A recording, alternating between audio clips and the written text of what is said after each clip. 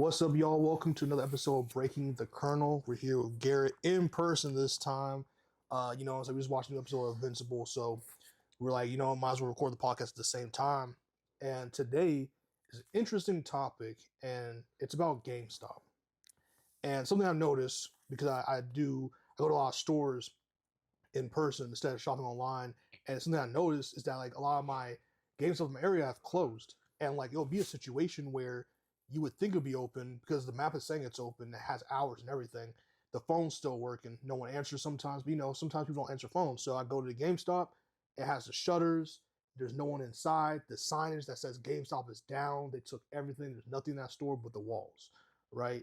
And the GameStop CEO came out and he said it's because of DEI and wokeness that GameStop is failing. Stop. His words, right?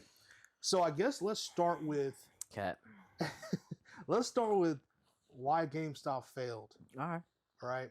And I want to start with you because I know you have a lot of great opinions on this because we were talking a little bit before. And I liked a lot of the points you made. Why do you think GameStop is struggling and basically one foot out, 1 foot in the grave? The main reason because it's a physical store that sells physical copies of video games. That's their main source of revenue, and everything's going digital.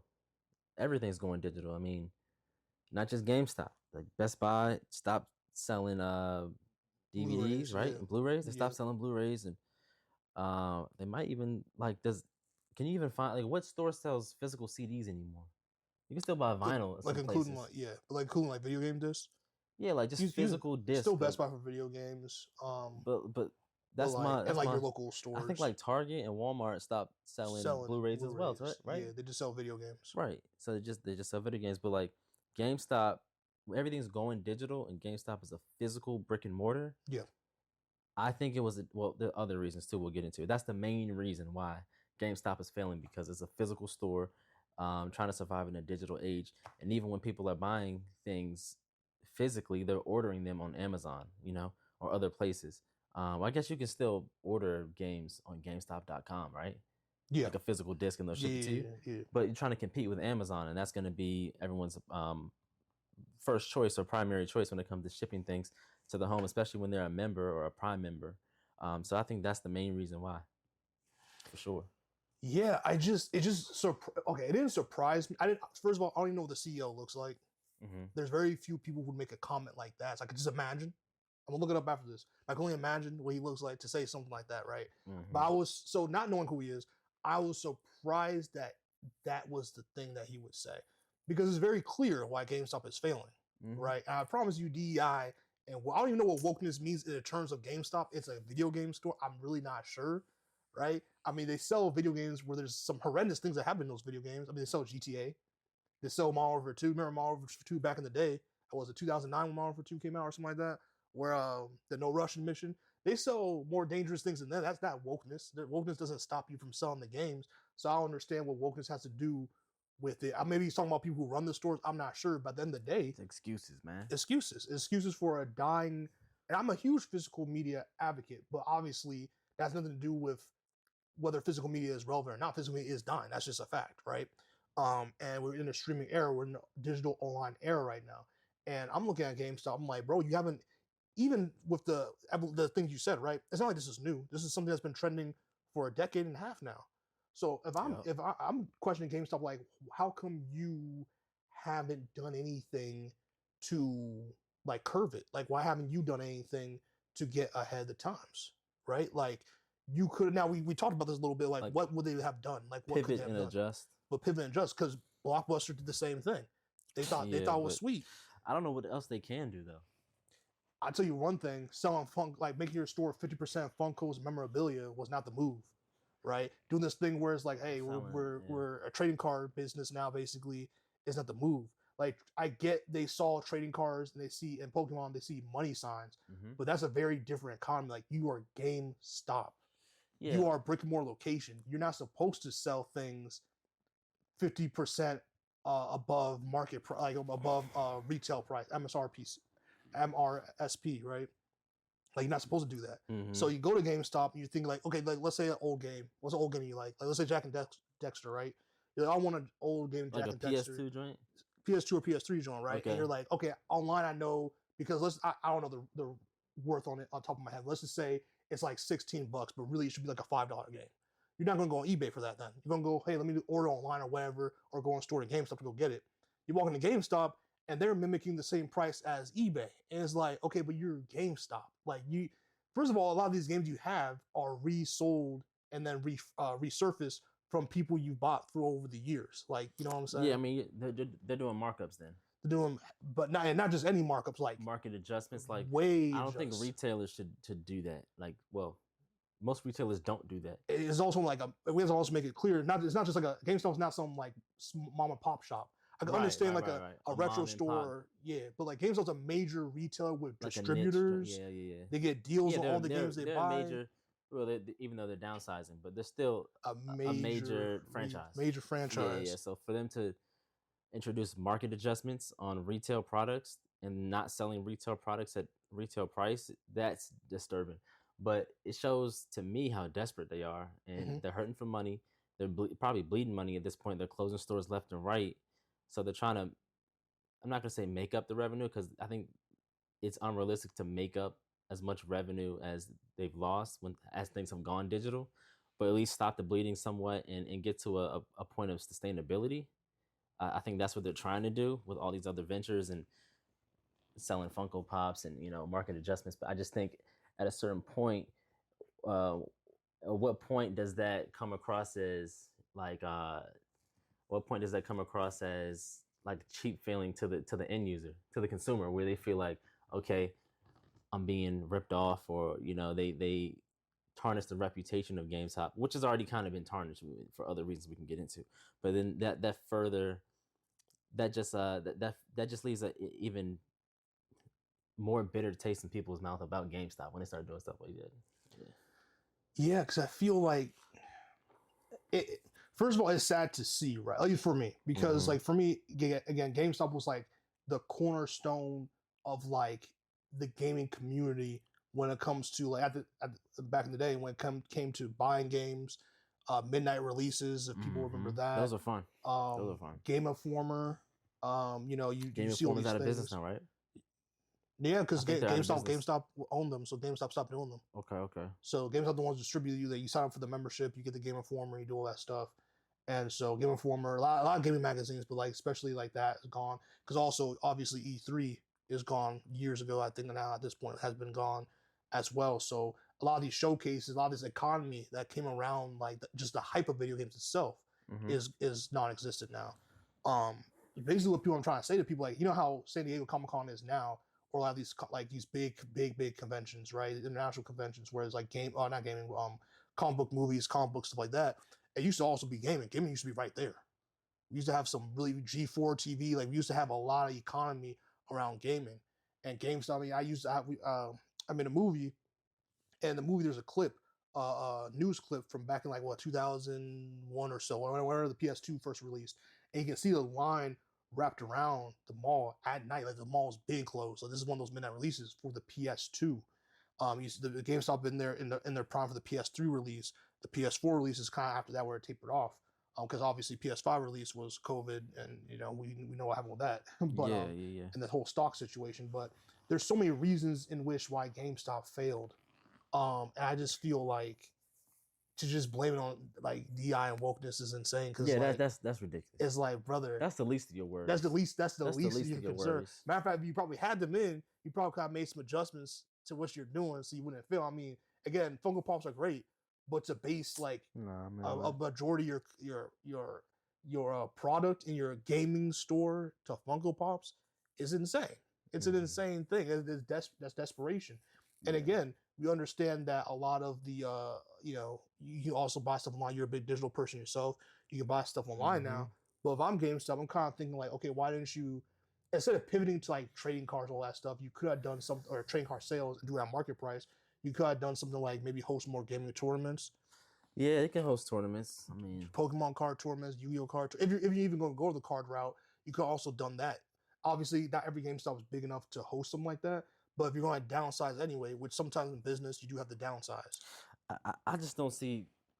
I think that inevitably GameStop will go out of business like Blockbuster, because I just don't see how they can remain relevant or relevant enough to have a franchise of multiple businesses across the country, or even I don't know, are they in other countries too, like Canada maybe? I know they are in Canada because they They bought are in EB Canada. Games. Yeah. Okay, so I just don't see going into the next generation, PlayStation 6, Xbox Series, whatever, Switch 2, um, where everything is just going digital, where a lot of consoles aren't even coming with disc anymore. I mean, you can add one on with the PS5 obviously, but I just don't see how they remain relevant, because anything they can pivot to, like selling trading cards or the Funko Pops or hosting tournaments, is not enough. Like, you don't need a dedicated store or a franchise of stores for that. You can have like a mom and pop or independent store in your local town that can do that, but to have multiple shops that just specialize in niche things like that, like gaming tournaments and trading cards, I just don't see the revenue where they can employ X amount of employees and provide them with benefits and health insurance and part time or full time. And I just don't. I don't think it's sustainable. I think inevitably they're going to become a blockbuster, and I don't. Culturally, we could talk about the cultural impact. I think that's more important. Like how culturally, when it comes to gaming, how does that impact us gamers culturally? And for us, we're old enough to remember when they were so culturally relevant. Because economically, they're not relevant at all right now to the gaming industry. Yeah. You understand what I'm saying? That's a very fair and realistic point, and that's why I wish that, like, it's sad that you have more grasp and common sense on it than the CEO who is running the company, because and I get it. At the end of the day, you fail. You know what I mean? Everybody has a run. Everybody has a You run. had a good run. And your run just is the run that ended GameStop. But besides that, like, I think it's an important pivot to the cultural impact of it all. Like you said, it sucks. It does suck. Gamers are obviously okay. I'll say this too. There's definitely a like unfair bias to, like, not every gamer is like some like sweaty dude that like can't conversate, doesn't have a job, or whatever the case may be. But I'll say, like, it does suck that we're entering this era where I feel like we're getting less and less sociable, and there is a nice social impact, or not impact. There's a nice social aspect of having brick and mortar stores where you can go pick up a game, even if you don't want to go pick up like a physical game anymore, but like a place where you can go like meet with other gamers. Because you're not going to see that online. It's harder to get that community, like a central hub, a spot where we can all. And not everyone has comic book stores. Not everyone has local, or not comic book stores. Not everyone has a local gaming store in their area. Yeah. The gaming store was GameStop. Yeah. Or was a Best Buy. Best Buy's never been the best with video games to begin with, but like a really. Best Buy. If you're old enough to remember Circuit City, I remember Circuit City. Circuit City, for sure. If you're on the West Coast, like I was, there was a place called Fry Electronics. They had, heard of them. So yeah, there used to be like so stuff like that where gaming has lost that hub, and I know with streaming, like with Twitch, Kick, all the streaming services with esports and stuff like that, the or even YouTube, the shift has completely changed culturally to what gaming was. It used to be this thing in your house that you played by yourself, and then eventually online got introduced, and then eventually turned into streaming your video game, or really doing walkthroughs and stuff online, which also YouTube walkthroughs made game guides irrelevant. Because remember, game guides used to be a thing. Yeah. Now game guides used to be a thing. You remember when you couldn't figure some shit out and you had to go buy the guide? Man. Donkey Kong 64. That pissed me off. I had to buy the guide. Donkey Kong, Mario 64. Mario 64 frustrated a lot of people. That game was kind of difficult, low key for the time. Devil May Cry games were notorious for needing guides. And if nothing else, it used to just be cool, because you used to be like, oh, this is guy for like $16.99. Go pick up the guide, had all the tips and tricks of these things. Basically, like what people use. There was a website. Remember that website? Well, there's GameFAQs. Remember GameFAQs? But there was it was called Cheat Code Central. CCC. Yeah. You would go on there and just type in any game, and it would give you all the cheat codes. Grand Theft Auto San Andreas. Unlimited lives, unlimited this. Yeah, stuff like fighting games. You can unlock certain characters without You can just go to these websites now. Just YouTube it. YouTube it. Yeah. YouTube it. And I'm happy for the YouTubers. Get your bread, get your money. Yeah, for sure. But it's just, and maybe just because it's just this is what happens when you're aging and times change and technology changes so drastically, right? So maybe it's just nostalgia in us, but there's something about that was just something really cool. Yeah, no, it was cool because like culturally, GameStop wasn't just about like a place you can go buy and sell your games. What that was cool because a lot of times when you're young, especially when you're in grade school, most people don't have jobs, right? Yeah, Most that's how you they're gonna afford. say some people do. I was working at 15, like, but most people Most people don't don't. have Yeah. jobs when you're in grade school. So when you're in grade school and you get these games, whether it's for your birthday or Christmas, or you save up your allowance money or whatever it is to buy these games, after you beat the game, it doesn't have much use anymore unless you're gonna like let a friend borrow it or whatever. So it gave you revenue where you can go in and trade that game for a new game when you didn't have a job. That was so important because a lot of times that was the only way that people could afford to keep up with the hobby. Games an expensive hobby. So that was super important to people to be able to do. And still to this day, I think that's important for a lot of young gamers out there that want to keep up with the hobby. And it wasn't just that though, because you can do that. But then going into GameStop, it was a place where you can go to have conversations with the employees. Because there was a point in time Employees. when the employees were very knowledgeable about games. It wasn't Hold just on. like That's a good point. That's a good they point. were real very quick. knowledgeable. You could talk to them about And not just GameStop. yeah, Remember when Best Buy used to have people that knew, like, you go in Best Buy, and you're like, hey, I need the speaker. Not that they aren't knowledgeable now, but like yeah. it used to be this lot of stores that don't do don't do that no more. But GameStop especially, go ahead. Yeah, like they were they were gamers. Like The gamers, it was like bro. it was like an expected thing. If you Real walked nerds, into real real nerds, nerds, for like you sure. walk into a GameStop, it wasn't just a person they hired. Like it was a person they hired, but they played games too. And working there, they would have conversations with their coworkers about games. Of course, they living and breathing this stuff every day. So as a kid, you could walk in there, at middle school age, 11, 12 years old and say like, I just beat this game. There's a sequel. Is it any good? They can tell you, well, I played it, or a lot of people have been trading that game in, don't get it, or a lot of people have been buying that game and heard really good things about it. You can go ahead and buy it. Or that game has really good trade value right now. You should trade that in on this. Or they would say, don't buy the PS2 version of that because they're doing a PS3 remaster soon. It was just a lot of knowledgeable advice that they would give you. And a lot of people would value just going into GameStop, not even buying anything, just talking to gamers, it was a central hub for gamers. The employees were very knowledgeable. They were true gamers. People would come there. The customers obviously attracted a lot more true gamers. They can go in and have real conversations and like review and reflect on the games that they played or the games that they planned on buying. They had the kiosks too. At the kiosks. Yeah. They had the kiosks for every system. Had like basically a kiosk going on. It was like the barbershop talk of video games. You know what? Yeah. That's like that. Yeah, that's facts. That's actually good. That's actually good. Video games. Yeah. It was like that. And now culturally, I think it's greatly I'm not gonna say it's completely gone, but it's greatly diminished. That cultural beyond greatly diminished at this point. Yeah, it's that cultural, like that central hub for that cultural gaming conversation is very much diminished from what it was, I'll say. And that's the saddest part to me. That's the saddest part to me. Because like, first of all, great. All those are really great points. Yeah. And some that makes me that's why it makes me a little sad. Like, don't get me wrong.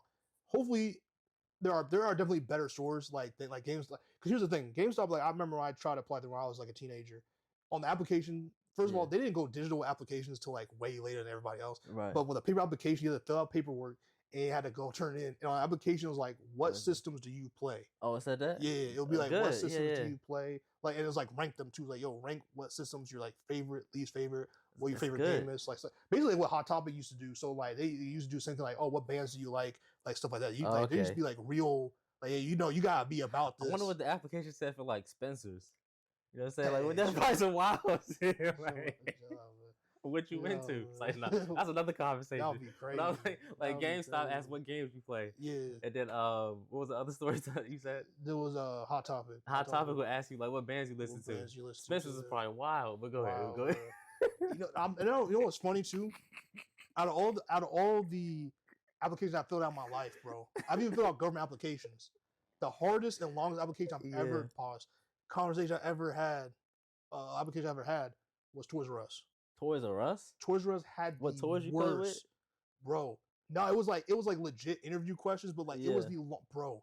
They needed reference. Like, I'm not even talking. I'm talking about for a regular sales associate, bro. Mm-hmm. It was the most like, it was like, you know what dial up is to what computers is now. Yeah. That's like the Toys R Us. The Toys R Us application was like this is like 2001. I was applying to like towards the end of Toys R Us's run, but like still like the application was still like archaic, bro. Damn, that's crazy. But like that's the thing. You got like the applications. You really had to be like they really almost like what Home Depot kind of is like. I mean, people go to Home Depot. A lot of them don't even know what the like. They just there. They kind of like learn on the job a little bit. But like, Yeah. I know GameStop was a job. GameStop's a little bit more niche, and there's not as many now. So it's like most of them are still kind of gamers, but it's not the same. It's not anywhere near what like it used to be. And customer service plays a point because your customer service is not service good. was good. Very good. There's gonna be a lot of in my experience, people have different experiences now, but I would say in my experience going to GameStop as a kid, you know, middle school around that time, I had a very good customer service experience. And there'll be a lot of adults like people our age back then when GameStop was in the prime that would go to GameStop all the time after work.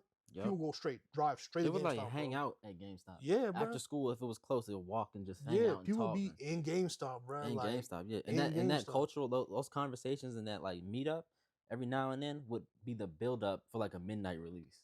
Exactly. That was like it was like the preview for like people this would big be event. at GameStop at like 6 p.m., bro. For a midnight release. The Halos, the Gears, bro. The Call of Duties, man.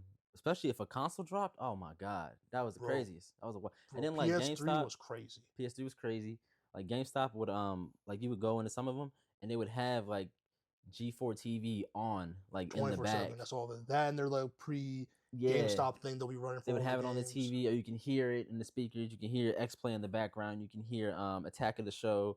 You can hear like Adam Sessler and Morgan Webb. Like they just really embraced. That's a great point, they bro. They really embraced too many games. I don't even think they were associated at all. No, there's just the economy. They knew that's the what gaming we wanted. economy. Yeah, and it just created that. That's actually vibe. funny you say that.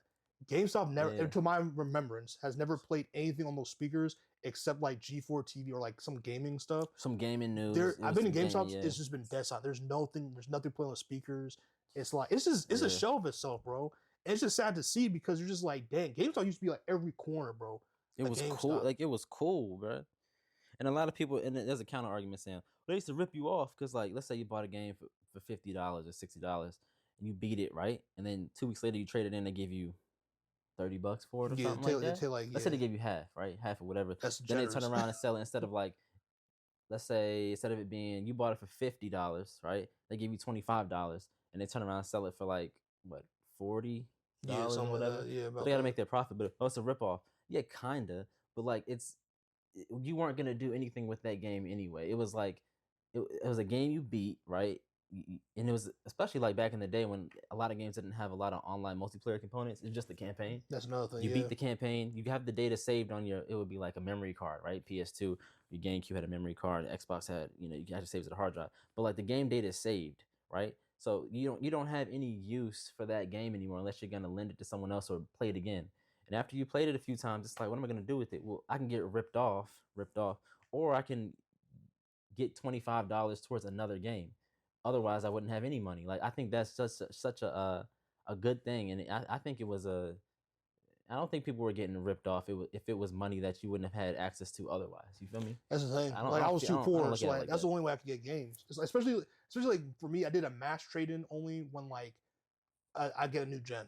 So like when PS3 came out, it wasn't like now where you can get profit off of like I wasn't thinking that. And eBay was at its infancy. Like eBay was so bad at that time. eBay for was buying games, for like selling games. Like okay, I wasn't on eBay like that back then. It was the Wild Wild West, brother. So like it was nothing but like it was really difficult compared to what it is today. So like I would like trade all my PS2 stuff so I can afford my PS3 games or the PS3, or like when I had a GameCube and then they like had some weird delay with Zelda Twilight Princess, and the guy was like, yeah, because Twilight Princess coming out the Wii, so like if you want, you can just take that kind of pre-order for the GameCube version. He was like, well, you just change that pre-order to the I can change the money over to the Wii version. That's how I played that game. So like there were so many things, and something that I think that's underrated, that in my opinion that people forget about, that kind of also killed GameStop, right? And gaming stores like GameStop is games like Fortnite. Okay. Anything with a battle pass, anything with stuff like that, like those free to play games. I use air quotes if you're only listening to this. And the reason why I say that is because those games exist online only. Okay, yeah, but I think Fortnite did have a component. Like there's the Battle Royale version or mode of Fortnite. that was free to play. But it wasn't. Correct me if I'm wrong. Wasn't there like a campaign to Fortnite that you could actually buy at the time? You can actually buy, but people bought. I think either it was free or I think you had to buy that version, like that mode. You bought that mode, the single player campaign of Fortnite that people really didn't. I guess they played it, but the more popular one that took off like that was the battle royale version. Like for instance, like Call of Duty Warzone. Warzone is free, but the campaign is like what you actually pay for. Yeah, but that's the thing is that like either way, there's no physical. It was like there was never like a physical disc. Like Was there never? There was never a physical. You never go into no. You never went into. To my knowledge, I could be very wrong. I'm a phone in. I don't remember there ever being. I'm not a Fortnite player, disc. so I really wouldn't. I never remember a physical disc for Fortnite. Let me see. And even there is Fortnite. Or was, the real point I was trying to make is there is no update or the updates for like there's not going to be new game like it's like an auto update that kind of just do online like it just exists on a cloud somewhere. You know what I mean? Seems to be the prize of Fortnite. The production of physical Fortnite discs stopped in 2018. So there was disc for Fortnite. There was. But when did it come out? If it stopped in 18, physical copy. Fortnite can't be that old, can it? When maybe it is. Fortnite. Because Fortnite, I think, came out 2017, 1 year. 1 year. So damn. And that's that. I mean, and that's a game that like I don't know the hype around Fortnite at the time. I don't know if people were like heard about Fortnite like really clamoring for it at that point because I don't know how it got popular like that. Kids. I mean, yeah, but I don't know how. Kids, that was the first battle. Like that was the first of its kind before like Warzone and the dances and then all that. Like all that stuff came out. But either way, like but that hurt GameStop. You're saying? Yeah, because that was like a game that sold millions and millions of copies, and there was no used games going back into the GameStop. And every update was always going to be online. So every quote unquote season is online. So like I'm saying that's like that's the new future of a lot of games only existing on a cloud somewhere digitally. Yeah. And someone commented this the other day, and I really actually liked this on a different video I made about GameStop. It's like what's going to really determine the true depth of physical media, in terms of new physical media come out, at least when in terms of video games, is definitely going to be what does Switch 2 announce in April? What does PS6 announce when it comes out? Switch 2 is going to be physical. They're going to have a cartridge. We'll see. I believe. I believe so too, but we'll see. I've seen some leaks. Exactly, but we'll see. There's a slot. We'll see. There's a slot. That could be memory. Who knows what that could be? So, or it could be for your Switch 1 games. Who knows? So my thing is like, yeah, it could be for Switch 1 games. And the PS6, who knows? The Xbox New X, whatever Xbox PS6, I think will be digital only. And if you want to purchase the add-on, just like PS5, but PS5 came out with the physical version and the digital version, right? I think PS6 is just going to be digital. I think so too. And if you want to buy the extra disc to slap on the side, you can do that. But Sony's not going to be shipping any discs. And that's why I don't even think they're going to make it an option. I think they're going to be like, yo, it's just digital only for this thing. And you don't think they're going to let you slap? I don't think How are you going to play all your PS4? No, because you got a back catalog of all I the wouldn't, games. I wouldn't be surprised. Games, like I wouldn't be surprised for the people out there if they're like, listen, because remember, like we talked about a couple podcasts a couple months ago, that a lot of their users still a bunch, like more than 50, like around 40% still use PS4 games or have PS4s. They have not bought the PS5 yet. Right. I wouldn't be surprised if they're just like, yo, we're just not even going to go through the trouble of having discs. We're just going to go full digital. I think they'll have an option where you. I hope so. For me, I hope so. Because they're gonna make money off of every disc player they sell. They're selling the disc player is like $80. It's a lot of money. Yeah, we know that it's not costing. They're making a killing off that thing. I'm sure, and I because I know how selfish Sony is, I wouldn't be surprised if that's what they're doing. But like I said, either way, I'm saying like it really depends on what those new gen consoles do. Because if they just say, hey, forget it, we're just gonna go full digital. Obviously, there's not gonna be no more discs for like newer games, right? Now, how much does technology change between now and when those new gen consoles come out to the point where like there's a huge difference in a game being released for the PS5 versus a PS6, for example? You know what I'm saying? Like a leap between the PS4 and PS5 was pretty massive. So it's like you can tell massive enough. PS4 and 5 for some games. Yeah, for some games. Like I'll tell you, if you played like what's the game with Ellie? Last of Us. Last of Us to me, or like 2K. Like there's certain games where PS4 version. Like Mortal Kombat, like there's games where like PS4 version to the PS5 version was there was quite a bit of difference. Not a difference of like it's not as minuscule at least as like a PS5 versus a PS5 Pro in my opinion or whatever that's PS5. even less of a difference. That's what I'm saying. So I'm saying like But like some of these games, bro, like, and don't be wrong, The Last of Us and like Uncharted, like those PS4 games were really good. Those are probably bad examples because they last like their graphics are pretty Yeah, some of those pretty PS4 good. games look good No, today. they're very good. To this There's day. like one or two Yeah. PS3 games that are like pretty fire. Like they're really good. Yeah. But yeah, so but I'm interested. But I don't, and that's why I'm saying, like, to my point, to what you just said, to the point. I don't think there's going to be a huge difference enough from PS5 to PS6 graphically to the point where it's like, okay, I'm going to upgrade from like again 40 something. That's a lot of people to upgrade from PS4 to a PS6. You know what I'm saying? Now for them, that's a huge, obviously difference. That's a huge leap, yeah. But for them, price wise, because what's a PS6 going to cost? PS5 was like $700, $600. My PS5 Pro is $700. Yeah, so then PS6. I think the PS6, my opinion, is gonna launch all digital. Yeah, I think at so $600. Too. I think so. Now it's gonna be $600, and I think that's gonna be the launch price of the base console. And I think they're gonna, of course, launch a Pro version a couple years later for $700. I think 6 and 700 is the new like normal. Like buying a brand new console, either Xbox or PlayStation for $500 is gone. That's dead. It's never happening again. The cost of everything is up. Eggs is up. Like, come on, like, you know what I mean? And that's gone are those days. And that's why I guess, like, I don't think this is an episode super long, but and there's a whole nother topic of self kind of, but like another thing you have to think about really is like the gaming industry as a whole is in trouble. It's a real weird place, I should say, because you have places like the Seattle team for Marvel Rivals getting laid off completely. That whole studio got laid off. Not the Chinese. I think because their China company was fine, but they laid off the entire U.S. team that was based in Seattle. And that game is massive. That game, no one has had this kind of expectations for it. That game exceeded expectations. I don't care what anyone says. Yeah. So you have that. You have what was the other team that laid off? I'm not. Oh, the Wonder Woman game the other day got scrapped. I didn't even know that. And Warner Bros. Discovery, whatever their name is now, laid off, shut down all the studios involved. They shut down WB San Diego. They shut down Monolith, and they shut down one other one. I can't remember the name. I didn't even know that. So that game's scrapped. So you're getting to the point now where people are like, bro, whether you create a game that got canceled or whether you create a game that made you $1 billion, you can get laid off just like that. Oh yeah. So it's like they could, and they have a whole problem with union and all kinds of other talks working on. They have a whole situation.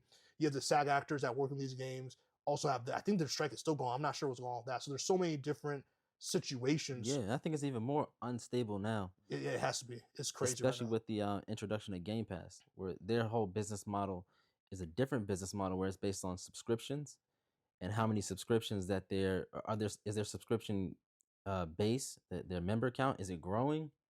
How much is it growing? Is it leveling off? Is it decreasing? And then like a game, for instance, like remember a game called Hi-Fi Rush that came out on Xbox? Yeah. It was like critically acclaimed. People loved that game. It was a good game. Came out on Game Pass. It did really well. And then the studio got shut down. Yeah. Like make it make sense. You know what I mean? So I think it's even more unstable now because we're in uncharted territory with Game Pass and other things, subscription based things. So. And that's what I'm saying. It's hard because like, where does the greed start? Where does it end? Where does it keep going? What's the goal? And there's so many people underpaid, and it's such a tragic thing. And you have all these video game companies like Sony, Microsoft, et cetera, buying up all these studios, and then you're not safe either. Because the whole point you join these studios mostly is so that you have more of that financial security to make your game. You also know it's coming out because like, okay, I know that I'm exclusive to whatever. And they have some train wrecks like what happened with Tomb Raider came out years ago. Whereas, like, I forgot what system it was first. I think it was Xbox or PlayStation. It was one of the ones that came out first because they had an exclusive deal with one of them. And the other version for the PC/other system came out like a year later. And it was like, Tomb Raider's not a big enough game for you to justify that. Like, no one cared when the second version came out. People were just pissed off because Tomb Raider was kind of hot because they revamped it. But, like, it's not, Sony, because I don't know if it was Sony or Xbox, but if it was Sony, it was stupid because, like, you have Uncharted. And to me, Uncharted is more of a hot game than Tomb Raider is at the time. Uncharted? Yeah. No, it is. It is. So, like, I love Tomb Raider, but let's be honest. Yeah. Nathan Drake, like, Uncharted changed, like, Uncharted really did so. Come on, man. Like, so you have situations like that, and all that leads back to, like, I don't know what the era, like, gaming right now basically is become from this nice social niche thing to, like, there's so much money because of streaming, because of the economy of, like, a lot of money. Podcasts like this talking about it. There's also, like, esport stuff. Like some of the games are even designed, like they make it designed just for it to be played on esports, right? And stuff like that. So they care more about the multiplayer aspect than the campaign aspect of it. Mm-hmm. I'm looking at you, Call of Duty. That's why I knew the game. That's my wake up call. When? Modern Warfare 3, the recent Call of Duty for PS5 that came out. Not the Black Ops 6, but the one before that. I think that DLC ass game we got, bro. That was. Are you talking about when the campaign was crazy. short? Not even that it was short, but like it was literally. I forgot what it's called. Those missions called Spec Op missions. It was literally Spec Op missions, bro. Like anyone who's played Call of Duty long enough knows what a Spec Op mission looks like. That was Spec Op missions, bro. Yeah. And it was just like a slap in the face. And I don't blame the development team. I know they probably got time crunches, other stuff happened. But back in the day, a game like that would not have come out, bro. I mean, back then, I'm talking about like way back. A game like that would have been a slap. People would have been pissed. Pissed. Almost like what Star Wars Battlefront when they first came back up in PS4 gen, when they literally launched a game, that stuff with that supposed to come with the game was locked because basically it wasn't finished. It was behind and then they charged people to finish the game. They put it behind a paywall. Wasn't that Battlefront 2? No, the second one they didn't do that. It was the first one. The first one? Okay. Yeah. Do you know how insane that is? That's insane, yeah. Like, bro, I should say I think they backtrack on that though. They moonwalked a little bit. People complained enough. Yeah, because people were like, bro, Garrett, it came with the game. That's crazy. It wasn't like they were like, hey, this is the stuff that's going to be released to the game, and that's the DLC. Like, no, this stuff was supposed to, you just couldn't finish it in time, and then you, like, try to charge us, bro. Yeah, that's crazy. That's actually insane. I should say that's the time I knew the industry was cooked. Because I could not imagine that. That would be insane. That would be insane. And the fact you're doing that in the internet era where people can make videos and bomb your shit like that, and justifiably so, that's how I know you didn't care. I get deadlines and stuff, but at that point, that's not a game that should be released. That's not a finished product. Right. That's not okay, bro. That's really not okay. That's kind of crazy. It was EA, I think. EA was responsible for that. Yeah, it's EA. Yeah, man. That's corrupt business practice. That's malpractice, bro. So I say all this. I know we got kind of sidetracked from GameStop, but like that's like the game economy. GameStop's part of that social, I guess, economy of what gaming is. And it's sad to just see where it's become. I think it's a lot more dollar signs than it is about gaming culture. And it's kind of sad because like it used to be to a point where like let's say you don't have that many, especially adults. Let's just be honest. Like adults, it's kind of hard to make friends sometimes, especially in the era it is now, where people don't even like to go outside anymore because violence, all kinds of other many reasons, work, stuff like that. Used to be able to go in a game where multiplayer was kind of still new. You make multiplayer friends and like kind of have your squad and like do whatever sometimes. You can still do it, but it still is a little bit, whatever now. And at least then you can also like, you had a choice of doing that, or you can go to GameStop or other places and kind of like see people in person, make friends, there's times where I see random people go and make friends with their employees and they squad up later or whatever. Like shit happens. Yeah. But now I feel like the economy is so, and I stream, so I understand, but it's like, streaming, doing the esports, doing these things, like it's taken so much away from the culture. And again, I'm not blaming stream. Like I'm not like streaming was it helped a lot of things. Don't get me wrong, it made gaming companies billions of dollars. Like people streaming the games. Yeah, billions of dollars, man. Yeah. Remember when it used to be like taboo to make YouTube videos about games, bro? Because they had like Game Pass. Like there's a time they learned quick because it was like they learned like the money was coming in. Like you couldn't really do videos on games. Like you couldn't like really record gameplay and stuff like that. Like you couldn't do a lot of these things. It happened like really quickly. I don't know a lot of people remember this. Because they would flag it for certain things. On Nintendo will still get you. Nintendo don't play that. Nintendo don't play. But like the other companies seem kind of lax. But like 90% of the industry don't care. They all did care, especially Twitch, especially like streaming. Because remember, streaming games wasn't like everything had an origin. Everything had like a start to it. Yeah. It was still kind of new. People were like, well, like, what is isn't that like copyright claim, all this stuff? And then they realized like there's really helping a lot. Yeah. A lot. So the culture is different. And I think I just don't like the anti-society, like the social, like being social. I think it's still very important in society. I feel like when you take away locations and ways to do it and you make it only about money, it really changes like what things are. Yeah, and I remember like back on the GameStop thing, like there was one year. This is back PS3, Xbox 360 era, when that generation, when GameStop reported that they had made just over $1 billion in profit in revenue off of used games alone. Just Yeah. off of buying and selling and trading in used games, they made $1 billion in profit. $1 billion in profit. Just so that is, they cannot make that up, and I don't see them being able to make up Yeah, that no, much they're dead. that They're much like dead in the revenue. water. That much revenue. You know Yeah, what I mean? it's Like too they were much. making over $1 billion a year on people trading in their used games. So There's also you also remember too how they made their money or how they can make it. It's not just from uh um like flipping for a little bit less than market price, but it's also like that's less inventory they have to buy. mm-hmm. Yeah, I don't know the number. I should probably have looked that up, or that's something I'm interested in looking up. I'm definitely gonna do a documentary on this because this downfall is tragic, but and crazy. But like, I'm also interested to see like how much money they saved on buying new inventory because they didn't have to buy so many new games. You know what I mean? Say that again. So like, because they get so many trade-ins, Yeah, they don't yeah. have to like keep Oh, okay. rebuying so many copies Right. of a new game Mm-hmm. because they know they're going to get it a Get it back. bunch in a Yeah. couple. You know what I mean? So I'm very curious. I'm very curious how much money they saved doing that. Because you go to GameStop these days, it's hard to get a sealed game from GameStop. Is it? Unless it's a I brand haven't new been in a game. while, but yeah. Unless it's a brand new game, like a game that dropped like this month or the Mhm. month of. If you like a new game in games, like I've ordered games before. A new game on GameStop, it'll come and it'll be like someone owned this shit. there's no factory Yeah, seal to this that's shit. why I don't. Yeah, So it's nah. like, you know what I mean? So it's like that's kind of crazy. So that's why I don't buy from GameStop online. I like to go in person to see if something's sealed or versus if it's not. Um, not only for flipping purposes for me, but like just because if I buy something new, it better be a new game. Mhm. Not repackage something to me new, or you have all these like disc things, and then it's like, you know what I'm saying, it's obviously a pre-owned game. God, that should be paying pre-owned price. Even if it's $5 off, whatever. I want $5 off that shit.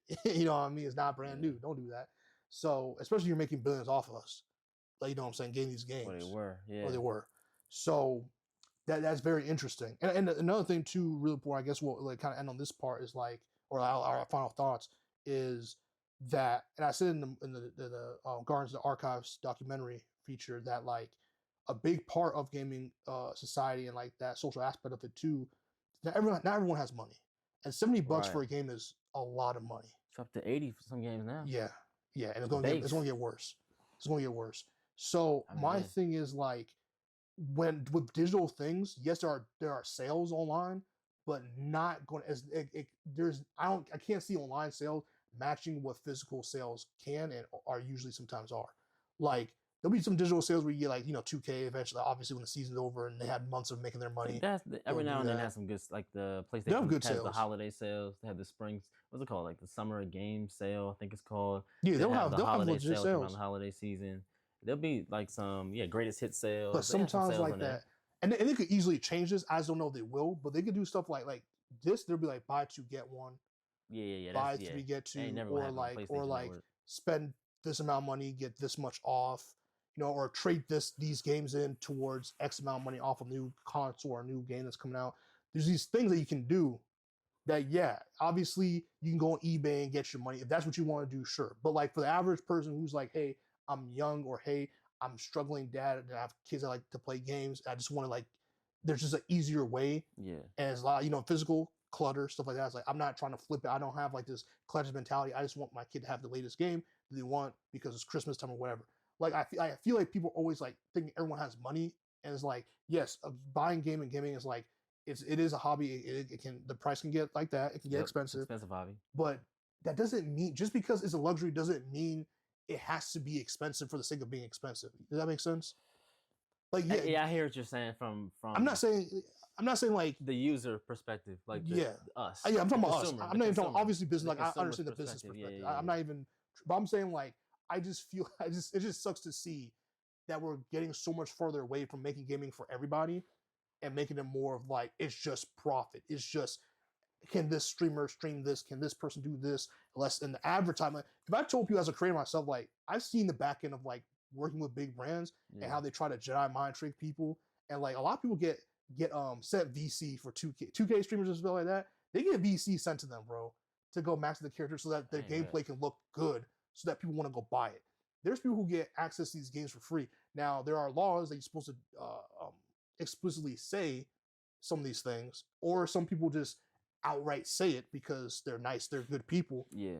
But like there are some things where they're like, "Yo, we're gonna slide you like exit like $100 or $500 worth of VC To or do what? virtual currency just to max out your character or like spend it on like the ultimate team, like just spend it Oh, to to like showcase the game to the make people full want to buy it potential to of the entice game. people." Yes.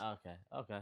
Well, I mean, it's Um, kind of like when you play a beta of a game, like before it comes out, you play a beta and everything's unlocked, yeah, so you can there, like there can be stuff like that. so you can see what the game can be once you do play it for 15, 20 hours. That's But it's not the not. experience you're gonna get when you first get it. That's You true. got to unlock and grind and grind and grind. But it's also So not that makes microtransactions.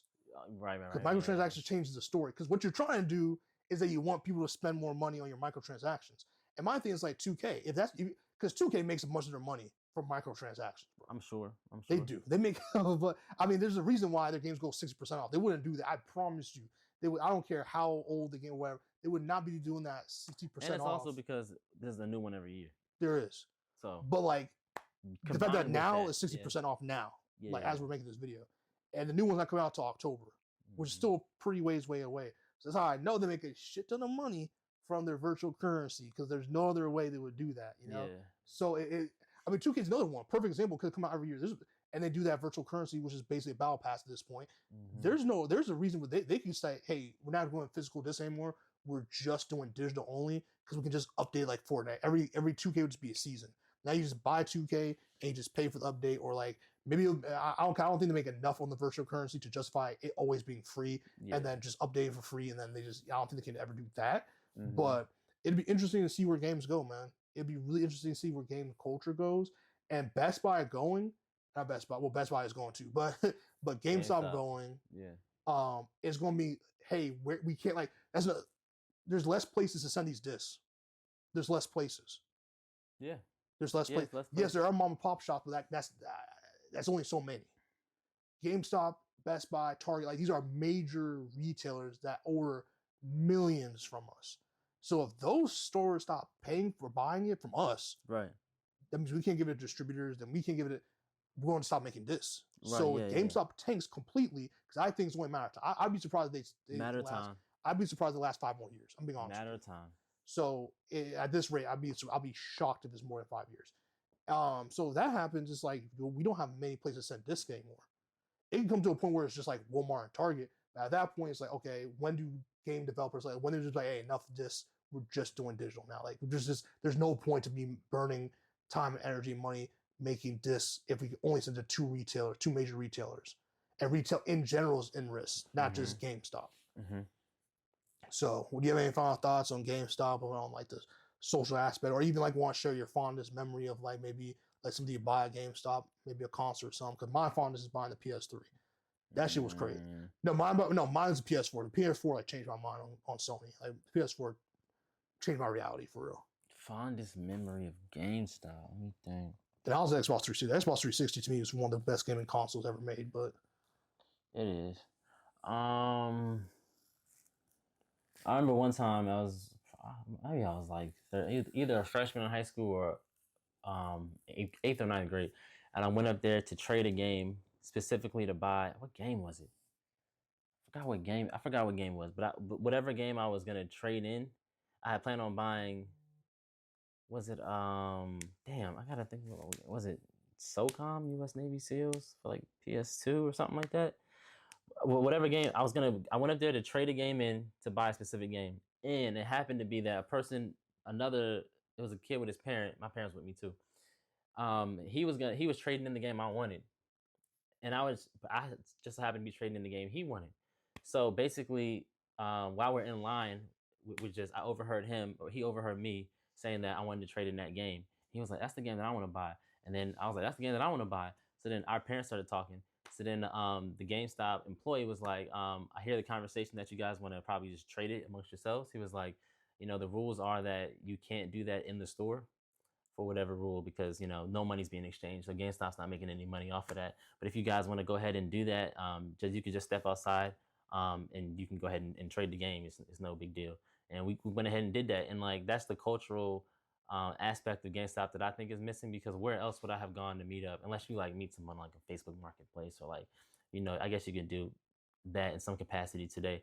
But just the fact that we both went to GameStop at the same time with the same idea, both had similar interests in the same type of games at around the same age, had the same system, and realized, hey, we both want the same thing. Why don't we just trade it amongst ourselves? And that was probably one of my fondest memories at GameStop because it was purely amongst the cultural aspect and the community that GameStop built that made that possible. You know what I'm saying? No, man, I think and that's what I'm saying. Like, I feel like for kids to that's such a important like just thing to do as a kid. Like, For you know what I'm sure, saying? for Not just, sure. and I know people are gonna say it's not that deep, but to me, like that's just a really great social interaction It is that that is you're not gonna get very anymore. key to development, and you're Yeah. not gonna get. Mm-mm. And that's how you have these YNS, YNS out here doing crazy Right. shit, bro. One thing I think they could do. Remember this thing on PlayStation 3? It was called PlayStation Home. I Remember think that? so. I think so. It was like a virtual. It wasn't very popular, but it was a great concept. Where it was like a virtual space that you create a little avatar, and then you could go into this community space with other avatars where you would log in and you would enter these other space where other avatars were like walking around. You can walk up to people and chat with them, interact with them, and then from this what would you call it, like this community space, this hub, you can meet people and like directly from that hub launch into other games that you had, like for instance like PS3. So we're talking like PS3's infancy, so it was like Warhawk, or let's say it was Resistance Fallen Man or Killzone. You can launch into those games from PlayStation Home. And basically, they had different spaces that you can visit in home. Like there was like a mall you can go to, and in the mall there were like different places you can like. There were microtransactions. You could buy clothes and stuff for your avatar, but there were It also, sounds so. I think I know what you're talking about. yeah, like you can also, like let's say there was a big release of a new game coming out. Sony would build within PlayStation Home like a kind of like a showcase of that game and have like a trailer playing in the background, and you could like see um like they're advertising the game. There was a trailer playing in the background, and you can ask questions about it. You can meet other gamers who are interested in that. You can like from there, oh, you're getting the game, I'm getting that game too. You can add me to your friends list, kind of thing.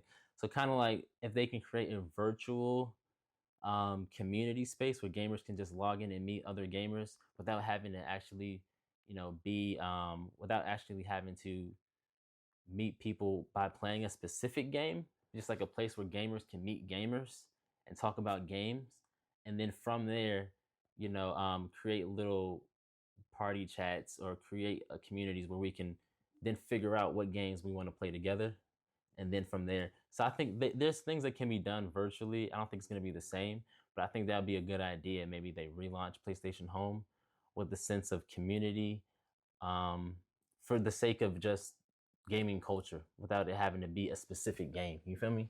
I think they can do something like that. I mean, they used to do that. Like, I think now that you said, I think like that generation or like towards like the Wii and PS4 generation, they definitely are. Yeah, or Xbox 360 generation, they try to do stuff like that because Xbox 360 use a thing where you can like watch Netflix Mm-hmm. with each other. Together. Yeah, Yeah, I and remember like that. the avatar sitting there. Yep. And then there was a point where we had like the Wii, their avatars. There's a bunch of stuff you can do in there too for them. But like, I feel like that's another thing. I feel like some like game companies like they abandon ideas too quickly sometimes. Yeah. I understand like sometimes things just don't work the way I guess you were initially going to say, but I Mm-hmm. wish they would just like build upon it. Even if you take a generation off, I wish they would like build upon it. Like I just feel like certain aspects because yeah, PS5 is fine. I mean, like cause now game devices are used more for like also like Blu-ray stuff, but people don't buy discs anymore, so it's like you just use it to stream Netflix, but that's pretty expensive. But now they have like Amazon Fire, so like there's so many ways to like do what some people bought systems for who weren't like your Mm-hmm. average like gamer like that. So now I feel like they lost a lot of their value, Mm-hmm. for a lot of stuff. Because in the PC game is another thing too that are like really big now. The prices that these things are happening, a PC build makes more sense more and more now. And I wouldn't be surprised if GameStop starts selling custom built PCs or some shit at this point. They could. They would, PC's all digital. yeah, You can't even buy a yeah, new PC game on disc yeah, at all. at all. So there's Even that. cars don't even come with CD discs, CD Right. drives anymore. But yeah, just seeing all that different stuff, man. Like, it was funny because before streaming, like I always thought we were going to face a reality where it's like discs instead of discs disappearing to just digital stuff. I thought it was going to just be USB drives or chips or something. I didn't know it was like I never thought physical media was going to just be lost. But I just don't like. I also don't like how everything's tied to like um everything is tied to digital stuff. Like when Sony had their outage, and you couldn't even play games that you own. You couldn't even That's play crazy. single player games if they had online aspects for it. Like That there's was so the many recent one. the recent outage, not the PS3 outage, but like The one that happened like a week ago, like 2 weeks ago. yeah, Yeah, he couldn't even like access anything. So that's why I don't believe it. That's I hate the crazy. idea of like everything solely being online because Mhm. that's just weird. It's just a weird thing. I just feel like that's too much. That's too far. That's too far gone. If people want to, if people have choices and they want to do that, sure. But I think it's really asinine to charge people who want to actually physically own their stuff to have to pay $80 for a disk drive, and then at the same time the disks are just glorified USB drives. Just download the stuff on there, and then you can't Mhm. really play it without certain things happening. I just don't know the point of having a disc if all it is just a down. Remember, there used to be a day where you go to midnight releases. The whole point with midnight releases being cool is that you can go have that experience. You can go straight home and play your game. And You play the can go game. straight home and play. Mhm. Now, bruh, especially our old There was asses, even bro. times though. Remember, like let's say, for instance, let's say I'm just throwing a random date out there. Let's say Gears of War 3, right, came out on November 7th. You know, somehow, some way, little mom and pop shops or whatever, you would go on like Xbox Live and see someone's playing that game 2-3 days before it came out. Yeah. How they got it, I don't know. Backdoor, found a truck, robbed it, stuck somebody up. Who knows how they got? But there's people that play like a week early, like before the game came out. People were playing Halo 2 and Gears 3. Um, yeah, that was the thing. Like, I don't even think that can happen with digital games anymore because you may be able to pre-download now, preload the game, but it won't let you play it or log on until the date of the game. So maybe it'll let you launch the game, but you won't be able to log into the servers until the date. So you can't even do that anymore. And that's something that developers probably love. Like that wasn't a good thing, but it was like kind of a cool thing. If like someone at school played Halo 2 or 3 a week before it came out, they were the coolest kids in school. Like that was the shit. Like, you know what I mean? And The stuff there are like games that. that do that on purpose, like just like 2K and stuff. Whereas I don't know if they do it as much anymore. I haven't pre-ordered a game in like probably like 7 years, but Mm-hmm. you can like pay. The whole point of pre-ordering a game is so you can get early access to it. So there are people who did that too, because the sport games do that a lot. Where you if you pre-order the game, Mm-hmm. you can get it like a week early, 2 weeks early, some stuff Oh like that damn. Okay. sometimes. So I'm not many games didn't do that, but like there are situations where like some like this is, it used to be. That's another thing we talked about I think before, maybe privately, but like competition is another big factor, bro. There's not really competition out here in these streets like that no more. Because like remember there used to be competition between stores, like Best Buy. Cause Best Buy Oh when yeah, they really yeah, started yeah. selling games like that Mm-hmm. and doing like pre-orders, and doing like trade. Like when Best Buy introduced trade-ins was like 2000, like I forgot, They like introduced 2010. it because all the money they saw GameStop making. Yeah, They were like, hold on, we want a piece of and that. also they were like, we don't want to have to keep rebuying all this shit. We can just repackage Right. it. And so you remember when that happened, right? And it was like okay, if you buy the game, if you pre-order at Best Buy, you get the game a week early. We paid extra money to these developers or Sony or whoever, I didn't so know the that. games so we can get the games I didn't early. know that. Or like if you buy it with GameStop, you get this special like pack or so. Basically, what Sony and like Microsoft and Nintendo would do, or not really Nintendo, what Sony and Microsoft would do for their console wars. Whereas like if you buy it here, you get this. Versus you buy Like it a here, you get timed that. exclusive. They Yeah, did you timed get stuff like that. exclusives, or like we get this, Stores we used to do get that. this map pack that you Yeah, don't stores get. used to be on some. Okay. There's a time where Walmart was like, "Yo, if you buy, I forgot Wind Waker Mm-hmm. or Walker, I forgot what the game is called, but like you buy that game here, you get a free Ocarina of Time for the GameCube. Legends of Ocarina of Damn, Time. damn. That's how I played. That's not how I played. I played on the Nintendo 64, but that's how I beat it. Was through the GameCube version. Damn. Okay. They free copy. Can you imagine Yeah. a completed free game in this day and age?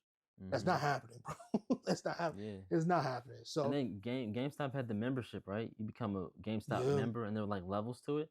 But at a certain level, you get the Game Informer magazine mailed to your house every month. mm-hmm. You get a certain amount of reward points when you trade in a game.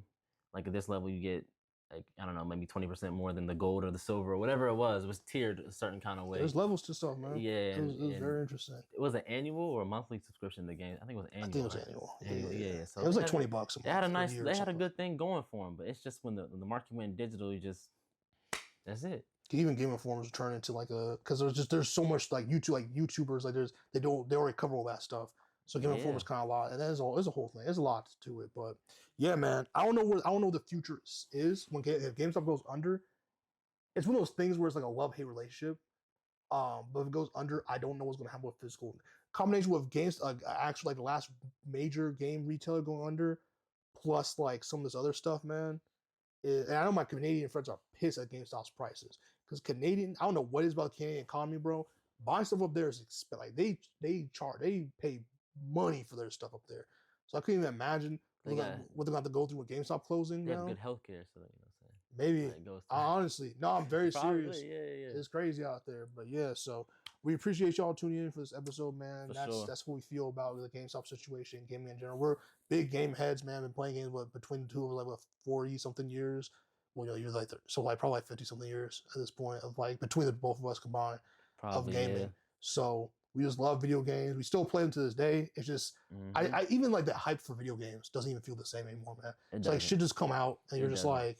E3 isn't a thing anymore. Yeah, there's no hype, bro. There's no comes out, you showcase. Download it. There's no like they're sold out. We can't find it. You know, you can always download it. Like, you know what I mean? It's not the same. And also like they give so much of this stuff to like celebrity, like it's old marketing. So like they give it to people who like have a big audience. Try to get them. It's like, well, people like us who don't like really give a shit about that and just like care more about the game. Like I want to hear about. That's what's really cool about the Game Awards. Shout out to the guy who runs it, Jeff Keighley. Yeah. He like that. Shout out to my dog. At least the last one. The last one was lit. Not the one before that. This past year was good. Like I want to hear from the developers, bro. I want to hear from like those. I want to hear from the nerds, man. I mean the nerds. I mean the jargon nerds who are like, yeah, this is the game because of this. Like even if I'm not understand it, I'm hyped because I see the people who make the games. I want to see the people who make the games and hype the games. That's what E3 used to be. It's like, yo, I'm coming on stage. And we're about to play this game, and you're like, "Oh, that gameplay is really dope." Da, da, da. It'll be available. This and this. Also, release dates not sticking to it is another problem with game. That's another problem with physical location. When these delays be happening, bro. You think they delay more often now, right? For sure. Yeah. That's a whole different. That's a whole different conversation. Because they don't have to logistically shipping all those discs. You kind of got to get that right. You do. You know what I mean? You fuck a lot of people over. You know. Yeah. That's part of the reason why Pokemon doesn't have any delays because like. There's too much in that economy for them to stop doing it, just like 2K and stuff. Like, we can't take a break because that means we have to lay off all those people. Yeah. And also, like, then these toys can't come out because these toys are tied to this game. Next podcast for the topic, what we could do, right, is what YouTubers, I guess the top YouTubers or your recommended YouTubers for people to go for the gaming news or like a sense of gaming community that GameStop, you know, that we can no longer get from GameStop. We should do. I have a few in mind now, but that's a whole nother. We can go for another hour. You know who they can go to? Who? Sauces Entertainment. We'll see you on the next one. Like, comment, subscribe. Peace out.